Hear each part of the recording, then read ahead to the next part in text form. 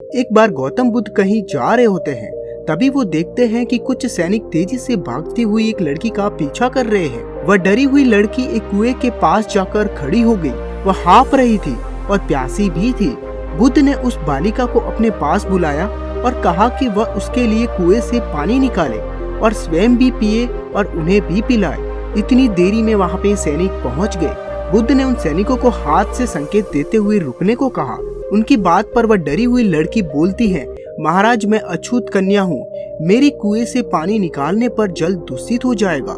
बुद्ध ने उसे फिर से कहा, पुत्री बहुत ही जोर की प्यास लगी है, पहले तुम पानी पिलाओ। इतने में वहाँ के राजा भी पहुँच गए। उन्होंने बुद्ध को नमन किया और सोने के बर्तन में केवड़े और गुलाब का सुगंधित पानी पेश किया। बुद्ध ने उसे लेने से इनकार कर दिया। बुद्ध ने एक बार फिर बालिका से अपनी बात कही। इस पर बालिका ने साहस बटोरकर कुएं से पानी निकालकर स्वयं भी पिया और गौतम बुद्ध को भी पिलाया।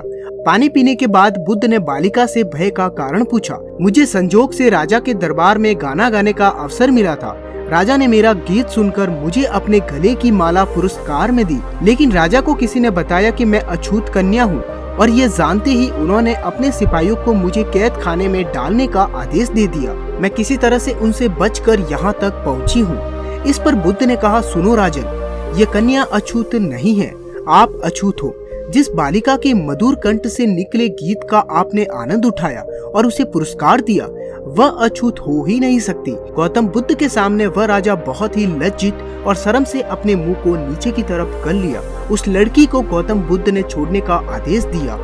एक बार महात्मा बुद्ध किसी गांव में गए। वहां पे एक स्त्री ने उनसे पूछा कि आप तो किसी राजकुमार की तरह दिखते हैं, आपने ये साधुओं के वस्त्र क्यों धारण किया हुआ है? बुद्ध ने उत्तर दिया कि मैंने 3 प्रश्नों के हल को ढूंढने के लिए संन्यास लिया है। बुद्ध ने कहा, हमारा शरीर युवा और आकर्षक है, लेकिन वृद्ध होता है, फिर बीमार होता है और अंत में ये मृत्यु को प्राप्त हो जाएगा। मुझे वृद्धावस्था, बीमारी, मृत्यु के कारण का ज्ञान प्राप्त करना है। बुद्ध की बातें सुनकर स्त्री बहुत ही प्रभावित हो गई और उसने गौतम बुद्ध को भोजन के लिए आमंत्रित किया। गौतम बुद्ध ने उस स्त्री के पास बहुत ही आनंद पूर्वक तरीके से वहाँ पे भोजन को ग्रहण किया। जैसे ही ये बात गांव के सभी लोगों को मालूम हुई तो सभी ने गौतम बुद्ध से कहा कि वे उस स्त्री के यहाँ ना जाए, क्योंकि वह स्त्री चरित्रहीन है। बुद्ध ने गांव के सरपंच से पूछा कि क्या ये बात सही है? सरपंच ने भी गांव के लोगों की बातों में सहमति जताई। तब बुद्ध ने सरपंच के एक हाथ को पकड़कर कहा कि अब ताली बजा कर दिखाओ। इस पर सरपंच ने कहा कि ये तो असंभव है, एक हाथ से ताली नहीं बज सकती। बुद्ध ने कहा कि ठीक इसी प्रकार से कोई भी स्त्री अकेले ही चरित्रहीन नहीं हो सकती। यदि इस गांव के पुरुष चरित्रहीन नहीं होते तो वह स्त्री भी चरित्रहीन नहीं होती। गांव के सभी पुरुष बुद्ध की ये बात सुनकर बहुत ही शर्मिंदा हुए। बहुत पुरानी बात है। गौतम बुद्ध एक बार एक नए शहर में प्रवास कर रहे थे। उनके कुछ शिष्य भी उनके साथ थे। उनके शिष्य एक दिन शहर में घूमने को निकले तो उस शहर के लोगों ने उन्हें बहुत ही भला बुरा कहा। शिष्यों को ये सब सुनकर बहुत ही बुरा लगा और वे वापस गौतम बुद्ध के पास में लौट गए। गौतम बुद्ध ने जब देखा कि उनके सभी शिष्य बहुत ही क्रोधित दिख रहे हैं तो उन्होंने पूछा, क्या बात है, आप इतने तनाव में क्यों दिख रहे हो? तभी एक शिष्य क्रोध में बोला, हमें यहाँ से तुरंत निकल जाना चाहिए। जब हम बाहर शहर में घूमने गए तो यहाँ के लोगों ने बिना वजह हमें बहुत ही भला बुरा कहा। जहाँ हमारा सम्मान ना हो वहाँ हमें एक पल भी नहीं रुकना चाहिए। यहाँ के लोग सिर्फ दुर्व्यवहार के सिवा कुछ जानते ही नहीं। गौतम बुद्ध ने मुस्कुराते हुए कहा, क्या किसी और जगह पर तुम सद्व्यवहार की अपेक्षा रखते हो? दूसरे शिष्य ने बोला कि दूसरे शहर में इस शहर से तो भले लोग अवश्य ही होंगे। तब गौतम बुद्ध बोले कि किसी जगह को सिर्फ इसलिए छोड़ देना गलत होगा कि वहाँ के लोग दुर्व्यवहार करते हैं। हम तो संत हैं, हमें कुछ ऐसा करना चाहिए कि जिस स्थान पर भी जाए उस स्थान को तब तक न छोड़े जब तक अपनी अच्छाइयों से वहाँ के लोगों को सुधार ना दे। हम जिस भी स्थान पर जाए वहाँ के लोगों का कुछ न कुछ भला करके ही वापस लौटे। हमारे अच्छे व्यवहार के बाद वह कब तक बुरा व्यवहार करेंगे? आखिर में उन्हें सुधरना ही पड़ेगा। वास्तविकता में संतों का कार्य तो ऐसे लोगों को सुधारना ही होता है। सही चुनौती वो है जब हम विपरीत परिस्थितियों में खुद को साबित कर सके। ये बातें सुनकर बुद्ध के प्रिय शिष्य आनंद ने पूछा कि उत्तम व्यक्ति किसे कहते हैं? इस पर गौतम बुद्ध ने जवाब दिया कि जिस प्रकार युद्ध में बढ़ता हुआ हाथी चारों तरफ के तीर सहते हुए आगे बढ़ता जाता है, ठीक उसी तरह उत्तम व्यक्ति भी दूसरों के अपशब्दों को सुनते हुए अपना कार्य करता रहता है। खुद को वश में करने वाला प्राणी से उत्तम और कोई नहीं हो सकता। गौतम बुद्ध की बात शिष्यों को अच्छी तरह से समझ में आ गई और उन्होंने वहां से जाने का इरादा त्याग दिया। गरीब लड़का और भगवान बुद्ध। एक गरीब लड़का था। वह हर रोज कहीं न कहीं से खाना इकट्ठा करता था और हर रोज उसका खाना गायब हो जाता था। एक दिन उसे पता चला कि एक चूहा उसका खाना चुराता है, तो उसने उस चूहे को पकड़ लिया और कहा कि तू हर रोज मेरा खाना क्यों चुराता है? कभी किसी अमीर का खाना क्यों नहीं चुराता? तो चूहे ने बोला कि तेरी किस्मत में जो चीजें लिखी है वही तुझे मिलेगा।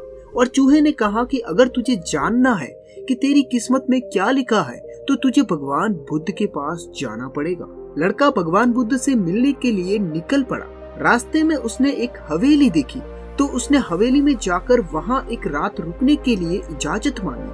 हवेली वालों ने पूछा कि वह इतनी रात को कहाँ जा रहा है, तो उस लड़के ने कहा कि मैं बुद्ध के पास जा रहा हूँ अपनी किस्मत के बारे में पूछने के लिए। हवेली वालों ने उससे बोला कि तुम भगवान बुद्ध से हमारा सवाल भी पूछोगे कि हमारी 16 साल की लड़की है जो बोल नहीं सकती, तो क्या करे जिससे उसकी आवाज आ जाए। तो उस लड़के ने कहा जरूर पूछूंगा, और सुबह होने पर वो वहाँ से निकल गया। रास्ते में बहुत बड़े बड़े बर्फ के पहाड़ थे। वह बड़ी मुश्किल से पहाड़ पर चढ़ा। उसे वहाँ एक जादूगर मिला। उसने भी अपना एक सवाल भगवान बुद्ध से पूछने को कहा कि मैं 1000 साल से स्वर्ग में जाने के लिए तपस्या कर रहा हूँ, और अब मैं ऐसा क्या करूँ कि जिससे मैं स्वर्ग चला जाऊँ। जादूगर ने जादू की छड़ी से उस लड़के को बर्फ के उस पार पहुँचा दिया। आगे चलने पर वहाँ एक बहुत बड़ी नदी थी। वहाँ उसकी मुलाकात एक विशालकाय कछुए से हुई, और कछुए ने भी उससे एक सवाल गौतम बुद्ध से पूछने के लिए कहा कि मैं 500 साल से ड्रैगन बनने की कोशिश कर रहा हूँ, लेकिन अभी तक ड्रैगन नहीं बन पाया। मैं ऐसा क्या करूँ? गरीब लड़का चलते चलते आखिरकार भगवान बुद्ध के पास पहुंच गया। वहाँ बहुत सारे लोग थे। भगवान बुद्ध ने कहा कि मैं एक व्यक्ति के सिर्फ 3 सवालों के ही जवाब दूंगा।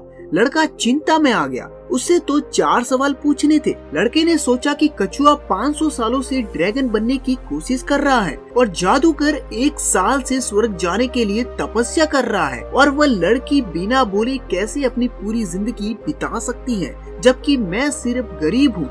लड़के ने अपने सवाल को छोड़कर बाकी के 3 सवाल पूछने का इरादा बनाया। लड़के ने उस तीनों सवालों को भगवान बुद्ध से पूछा, तो भगवान बुद्ध ने जवाब दिया कि कछुआ जब तक अपने कवच को नहीं छोड़ेगा वह ड्रैगन नहीं बन पाएगा। जादूगर जब तक अपनी छड़ी नहीं छोड़ेगा वह स्वर्ग नहीं जा पाएगा, और लड़की को जब तक उसका जीवन साथी नहीं मिल जाता वह तब तक बोल नहीं पाएगी। उसके बाद लड़का वापस कछुए के पास आया। कछुए ने जैसे ही कवच को निकाला उसके पास कुछ मोती निकले। कछुए ने लड़के को वह सारे मोती दे दिए और वह ड्रैगन बन गया। फिर वह लड़का जादूगर के पास गया, और जादूगर ने जैसे ही अपनी छड़ी को लड़के को दे दी वह स्वर्ग में चला गया। उसके बाद वह लड़का उसी हवेली में गया, और उस हवेली में वह लड़की अचानक उसके सामने आई और बोलने लगी कि उस रात हमारी हवेली पर तुम ही आए थे ना। और इस तरीके से उस लड़के को पैसा, शक्ति और खूबसूरत जीवन साथी मिल गई। कहानी की सीख हमें ये बताती है कि जीवन में कुछ पाने के लिए कुछ देना पड़ता है। वैसे ही जीवन में कुछ बड़ा करने के लिए अपने कंफर्ट जोन से बाहर आना पड़ता है। जीवन में कुछ बड़ा करने के लिए रिस्क तो लेना ही पड़ेगा। सोचिए, क्या आपकी समस्याएं अन्य लोगों के सामने छोटी नहीं है? आपके पास जितना है और कई लोगों के पास उतना भी नहीं है, और यही जीवन का सार है। बहुत समय पहले की बात है। एक गांव में रहने वाला एक किसान काफी दुखी था। वो अपने जीवन की छोटी छोटी परेशानियों को लेकर काफी उदास रहता था और अपने दुख के बारे में लोगों को बताता फिरता रहता था। एक दिन उसे किसी ने सलाह दी कि तुम गौतम बुद्ध के पास चले जाओ, वे तुम्हारी सारी समस्याओं का कोई न कोई हल जरूर निकाल देंगे। उस व्यक्ति की बात सुनते ही दूसरे दिन वो किसान सीधे महात्मा बुद्ध के पास पहुंच गया। गौतम बुद्ध के पास वो किसान पहुंचकर उन्हें प्रणाम करते हुए उसने बताया कि मैं एक किसान हूँ और मैं खेती करके अपना जीवन यापन करता हूँ। मैं यहाँ अपनी समस्याओं का समाधान लेने के लिए आया हूँ।